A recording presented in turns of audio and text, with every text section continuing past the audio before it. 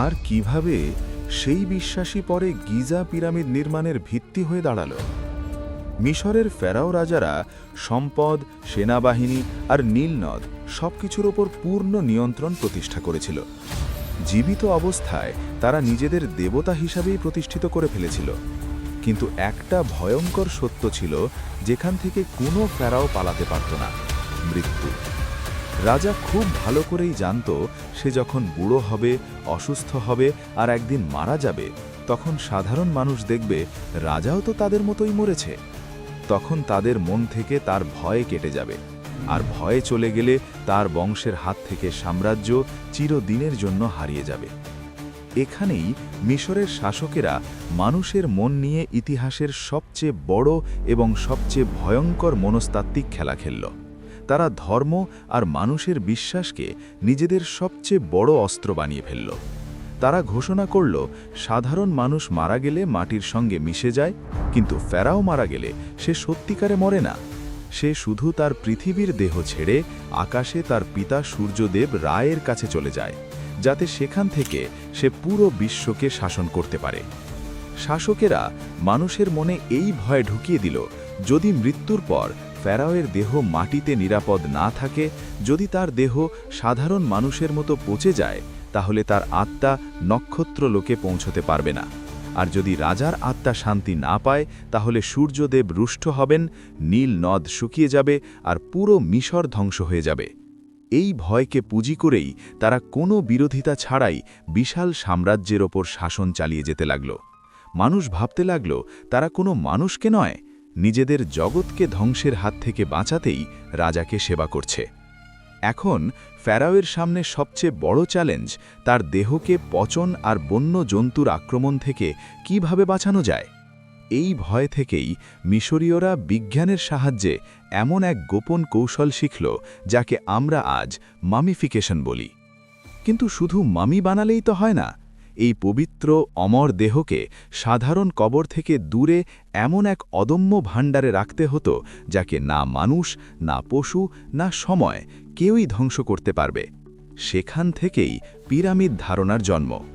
প্রথম দিকের রাজারা মৃতদেহকে বাঁচাতে মাটির নিচে গভীর কবর খুঁড়তে শুরু করল।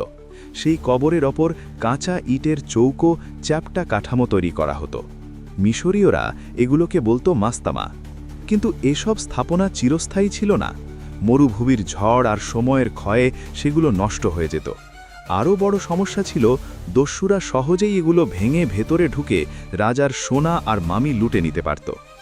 তখন মিশরের রাজারা বুঝল, তাদের দরকার পাথরের এমন এক কাঠামো যাকে সময়ও মুছে দিতে পারবে না। আর তখন ইতিহাসে প্রবেশ করলেন প্রথম মহান প্রকৌশলী ইমহোটেপ। রাজা জোসারের জন্য তিনি কাদামাটির বদলে পাথর বেছে নিলেন। তিনি একের উপর এক ৬টি বড় চৌকো স্তর বসিয়ে দিলেন। ধুলো ঝরে গেলে সবাই অবাক হয়ে গেল। এটাই ছিল পৃথিবীর প্রথম পিরামিড, স্টেপ পিরামিড। প্রথমবার মানুষ নিজের হাতে মাটির ওপর এক কৃত্রিম পাহাড় দাঁড় করালো। কিন্তু মানুষ কখনো সন্তুষ্ট হয় না। পরে ফেরাও স্নেফরু সিদ্ধান্ত নিলেন, ধাপওয়ালা নয়, চারদিকে মসৃণ পিরামিড বানাতে হবে। তার নির্দেশে ইঞ্জিনিয়াররা ৫৪ ডিগ্রির তীক্ষ্ণ কোণে পাথর তোলা শুরু করল। কিন্তু এখানেই তারা এক বড় গাণিতিক ভুল করে ফেলল। পাথরের ওজন এত বেশি হয়ে গেল যে ভেতর থেকে কাঠামো কেঁপে উঠতে লাগল। ফলাফল, পিরামিড মাঝখান থেকে বেঁকে গেল। আজ আমরা এটাকে বেন্ট পিরামিড নামে জানি। এটি মানব ইতিহাসের অন্যতম বড় প্রকৌশলগত ব্যর্থতা। কিন্তু স্নেফরু হাল ছাড়েননি। ইঞ্জিনিয়াররা তাদের ভুল থেকে শিক্ষা নিল, নতুন হিসাব গড়া হলো। বহু বছরের পরিশ্রমের পরে লালচে পাথরে তৈরি হল মানব ইতিহাসের প্রথম সফল মসৃণ পিরামিড, রেড পিরামিড। কিন্তু এই পরিকল্পনা কি সত্যিই সফল হয়েছিল? হাজার বছর পরে যখন অনুসন্ধানীরা গ্রেট পিরামিডে ঢুকল, সেই অন্ধকার কক্ষে তারা কি পেল? পিরামিডের ভেতরে ছিল সংকীর্ণ, ঢালু গোপন পথ, ছিল ভুয়া দরজা, ছিল জটিল ফাঁদের মতো পথরেখা। এর মাঝখানে ছিল ভারী গ্রানাইট পাথরে তৈরি কিংস চেম্বার। এখানেই ফারাওয়ের দেহ রক্ষিত থাকার কথা ছিল। কিন্তু শুধু পাথরের দেয়াল দেহকে পচন থেকে বাঁচাতে পারে না। এই জন্য পুরোহিতেরা মৃতদেহকে মমিতে পরিণত করত। এই প্রক্রিয়ায় প্রথমে নাকের ভেতর দিয়ে হুক ঢুকিয়ে মস্তিষ্ক বের করে নেওয়া হতো। তারপর পেট কেটে লিভার, ফুসফুস অন্ত্রসহ বেশিরভাগ অভ্যন্তরীণ অঙ্গ বের করা হতো, কারণ এগুলোই আগে পচে যায়। শুধু হৃদয় শরীরের ভেতর রাখা হতো, কারণ তাদের বিশ্বাস ছিল বুদ্ধি আর আত্মা হৃদয়েই বাস করে। এরপর দেহটিকে বিশেষ লবণে 40 দিন শুকানো হতো, যাতে শরীরের সব আর্দ্রতা চলে যায়। তারপর দেবদারুর তেল আর রেজিন লাগিয়ে লম্বা লম্বা কাপড়ের ফিতে দিয়ে শক্ত করে জড়িয়ে ফেলা হতো। এভাবেই রাজা মমিতে পরিণত হতেন।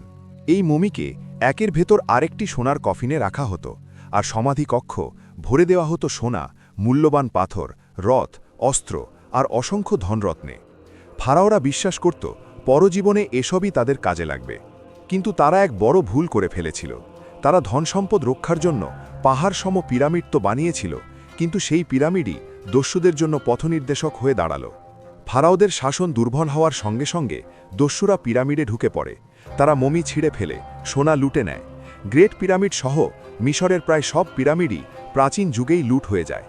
তারপর পরবর্তী ফারাওরা এটা দেখে ভয় পেয়ে যায়। তারা বুঝতে পারে পিরামিড আর নিরাপদ নয়, তাই পিরামিড নির্মাণ বন্ধ করে দেয়। এরপর তারা রাজাদের মমি পাহাড়ের মধ্যে লুকানো নির্জন উপত্যকার গোপন সমাধিতে দাফন করতে শুরু করে। এই জায়গাটি ইতিহাসে ভ্যালি অব দ্য কিংস নামে পরিচিত। এই উপত্যকারই এক ছোট্ট গোপন সমাধিতে শায়িত ছিল মিশরের এক তরুণ দুর্বল রাজা তুতানখামন। সে মাত্র ১৯ বছর বয়সে মারা যায়। তার মৃত্যুর পর তড়িঘড়ি করে তাকে এক ছোট্ট সমাধিতে কবর দেওয়া হয়। তারপর ওপরটা মাটি আর পাথর দিয়ে ঢেকে দেওয়া হয়, যাতে কেউ বুঝতে না পারে। হাজার হাজার বছর ধরে সেই সমাধি অন্ধকারেই চাপা পড়েছিল। মিশরের বড় বড় রাজার কবর লুট হয়ে গেলেও তুতানখামুনের সেই লুকানো কবর পর্যন্ত কেউ পৌঁছতে পারেনি। তারপর এলো ১৯২২ সাল।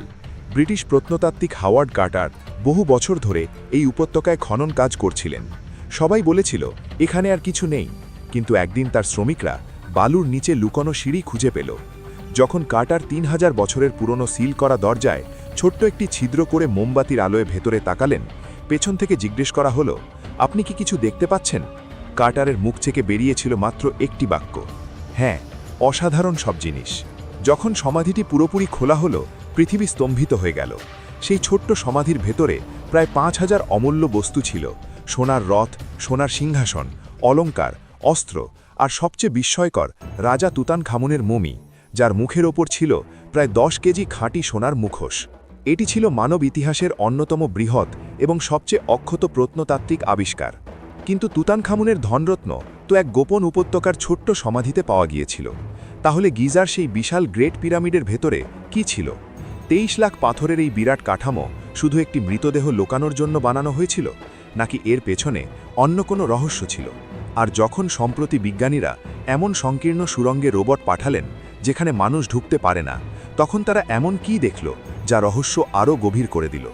যখন বিজ্ঞানীরা গ্রেট পিরামিডের গোপন কক্ষগুলো পর্যবেক্ষণ করলেন, সেখানে তারা কোনো মমি পেলেন না, কোনো খাজানাও পেলেন না।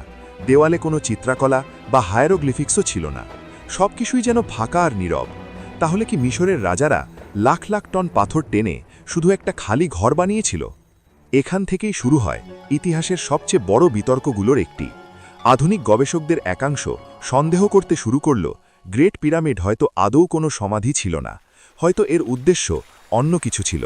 ভাবুন তো, ৪৫০০ বছর আগে যখন মানুষের কাছে দিক নির্ণয়ের জন্য কম্পাস ছিল না, স্যাটেলাইট ছিল না, তারা কিভাবে ১৩ একর জুড়ে বিস্তৃত এই পিরামিডকে প্রায় নিখুঁতভাবে উত্তরমুখী করে নির্মাণ করল?